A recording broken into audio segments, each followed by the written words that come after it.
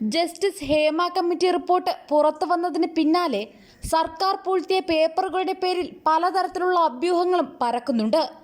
താരരാജാക്കന്മാർ വരെ പ്രതിക്കൂട്ടിലായ റിപ്പോർട്ടിന്റെ മുഖ്യഭാഗം ഇനി ഒരിക്കലും പുറത്തു വരില്ലെന്നത് ഉറപ്പായിരിക്കുകയാണ്. അതിനിടെയാണ് ഈ നീക്കങ്ങൾക്കെല്ലാം തുടക്കത്തിലെ ചുക്കാൻ പിടിച്ചവർ എവിടെ പോയെന്ന ചോദ്യം ഉയർന്നു വരുന്നത്. മലയാളക്കരയെ ആകെ അമ്പരപ്പിച്ചിരിക്കുന്നത് വിഷയത്തിൽ മഞ്ജു വാര്യരുടെ മൗനമാണ്. WCC രൂപീകരിക്കുമ്പോൾ സമിതിയുടെ മുന്നിൽ നിന്ന് പ്രവർത്തിച്ചയാളായിരുന്നു മഞ്ജു. അത് ഇരയാക്കപ്പെട്ട സഹപ്രവർത്തകയോടുള്ള സ്നേഹമായിരുന്നില്ല, മറിച്ച് ദിലീപിനോടുള്ള വ്യക്തിവൈരാഗ്യം തീർക്കാൻ മാത്രമായിരുന്നുവെന്നാണ് ഇപ്പോൾ ഉയരുന്ന ആരോപണം. ഹേമ കമ്മിറ്റി റിപ്പോർട്ടിന്റെ ഒരു ഭാഗം പുറത്തു വന്നിട്ടും മഞ്ജു പ്രതികരിക്കാത്തതാണ് ആക്ഷേപത്തിന് ഇടയാക്കിയിരിക്കുന്നത്.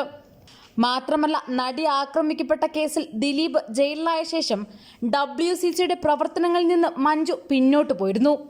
മഞ്ജുവിന്റെ ഈ മലക്കം മറിച്ചിലിന് പിന്നിൽ ഒരു പ്രമുഖ നടന്റെ പങ്കും ആരോപിക്കുന്നുണ്ട്. റിപ്പോർട്ട് പുറത്തു വരുന്നതിന് മുമ്പ് ഈ നടൻ ആശുപത്രിയിലായിരുന്നു. ഈ സമയത്ത് മഞ്ജുവുമായി രഹസ്യ ചർച്ച നടത്തിയെന്നും പറയുന്നുണ്ട്.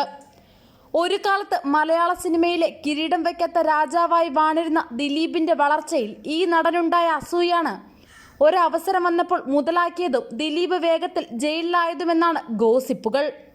അതിന് താരത്തിന് എല്ലാ ഒത്താശയും ചെയ്തതും മഞ്ജു ആയിരുന്നുവത്രേ. ഏറെക്കാലം വീട്ടിലിരുന്ന മഞ്ജുവിന്റെ രണ്ടാം വരവിൽ എല്ലാ സഹായവും ചെയ്തതും ഈ സൂപ്പർ സ്റ്റാർ തന്നെയായിരുന്നു. വിദേശയാത്രകളിൽ പലപ്പോഴും ഇരുവരും കണ്ടുമുട്ടുന്നതായി വാർത്തകൾ പുറത്തു വന്നിരുന്നു. ഇത് പുറത്തറിയാൻ തുടങ്ങിയതോടെയാണ് ഇയാളുമായുള്ള അടുപ്പം കൂടുതൽ രഹസ്യമാക്കി തുടങ്ങിയതെന്ന് പറയുന്നുണ്ട്. ആ രഹസ്യബന്ധം അങ്ങനെ പുരോഗമിക്കുന്നതിനിടെയാണ് ഹേമ കമ്മിറ്റി റിപ്പോർട്ട് പുറത്തു വന്നത്.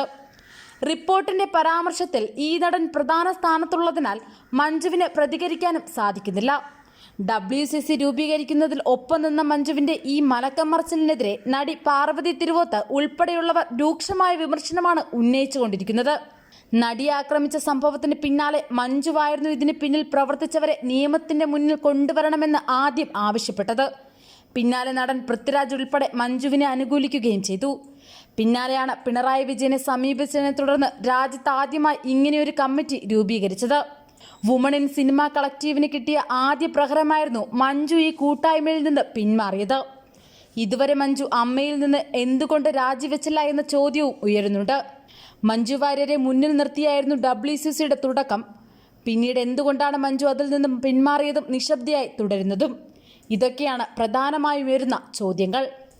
ലൈംഗിക ചൂഷണത്തോടൊപ്പം സിനിമാ മേഖലയിൽ നിലനിൽക്കുന്ന മറ്റു ഗുരുതര കുറ്റങ്ങളെക്കുറിച്ചും ഹേമ കമ്മിറ്റി റിപ്പോർട്ട് ചൂണ്ടിക്കാട്ടുന്നുണ്ട്. മയക്കുമരുന്ന് ഉപയോഗവും വിതരണവും അടക്കം സിനിമാ മേഖലയിൽ സജീവമാണ്. മയക്കുമരുന്ന് എത്തിക്കുന്ന മാഫിയ സംഘങ്ങൾ ഷൂട്ടിംഗ് സൈറ്റുകളിലുള്ളത് നേരത്തെ തന്നെ കണ്ടെത്തിയിട്ടുണ്ട്. സിനിമാ നിർമ്മാണം വഴി കള്ളപ്പണം വെളുപ്പിക്കുന്നത് സംബന്ധിച്ച വാർത്തകളും പുറത്തു വന്നിരുന്നു. സ്ത്രീകൾ മാത്രമല്ല, പുരുഷന്മാരും കമ്മിറ്റിക്ക് മൊഴി നൽകിയിരുന്നു. ചിലരുടെ ഇഷ്ടത്തിന് വഴങ്ങിയില്ലെങ്കിൽ അവസരങ്ങൾ നിഷേധിക്കുകയും പ്രതിഫലം വെട്ടിക്കുറയ്ക്കുകയും ചെയ്യുന്നു. അപ്രഖ്യാപിത വിലക്കും ഏർപ്പെടുത്തും.